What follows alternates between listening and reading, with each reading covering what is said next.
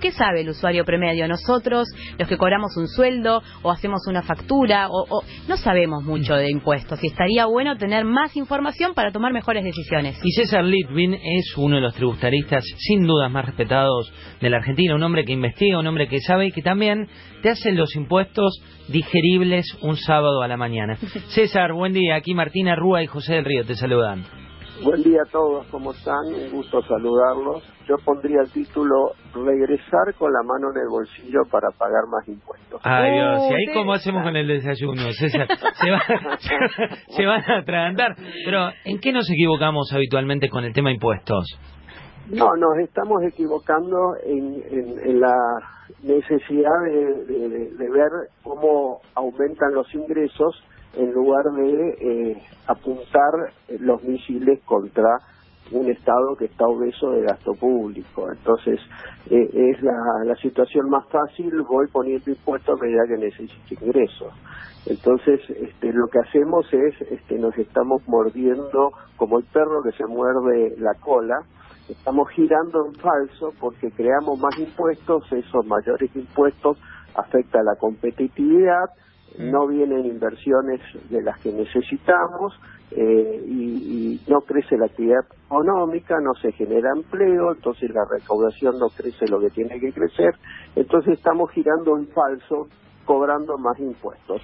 Y vos lo decías recién, 2018 fue un año de mucha presión fiscal, 2019 se viene peor.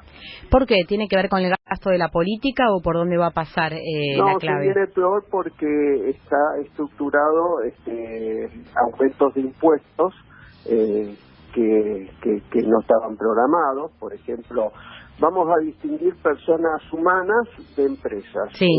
El normal de las personas humanas se va a encontrar con el 2019 que va a pagar más impuestos a los bienes personales.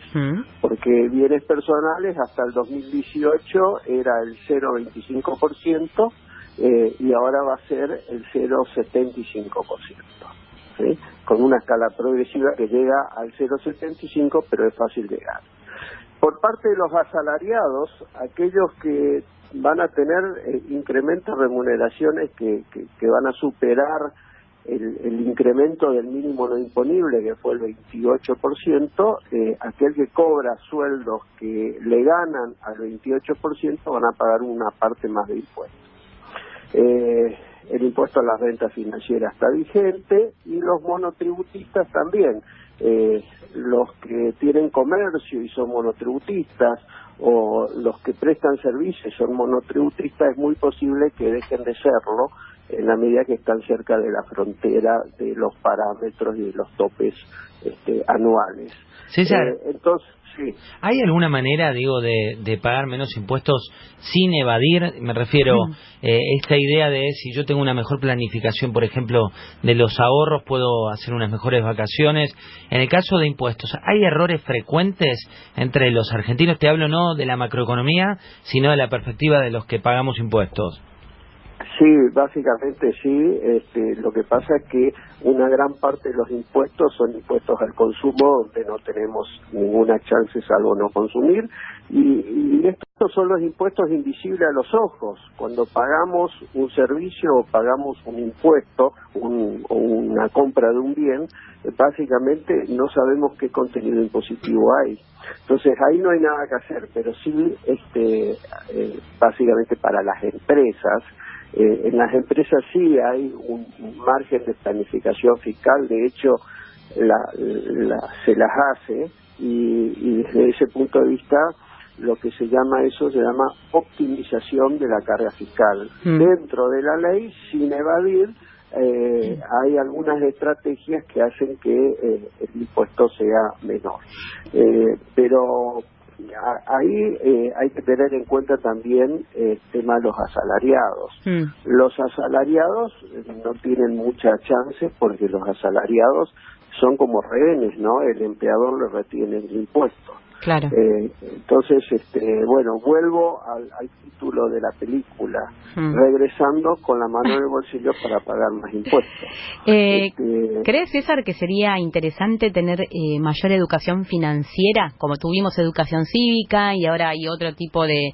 ¿Pensás que la educación financiera es un pendiente en la educación primaria, por ejemplo? Sí, es un pendiente porque todavía en la población el pagar impuestos no está dentro de la cultura del argentino. Y desde ese punto de vista hay que tener en cuenta que los países escandinavos, que son los que más alta presión fiscal tienen, son los que mejor educación tributaria tienen. Son los países con menores evasión, a pesar de haber mucha más presión fiscal que en la Argentina. Acá el que está fuera del sistema, el que evade, genera varios problemas. Por un lado, tiene menor ingreso el fisco, pero por el otro lado, y esto es lo peor, genera una competencia desleal respecto al que está dentro del sistema. César, entonces, sí. Y ahí cuando uno está dentro o fuera del sistema, digo, ¿en otros países se premia a contribuyentes que pagan al día? Porque acá parece que muchas veces el que paga tarde y como moratoria resulta mejor parado. Sí, bueno, una de las estrategias que se usa habitualmente dentro de la planificación fiscal es esperar la próxima moratoria, ¿no?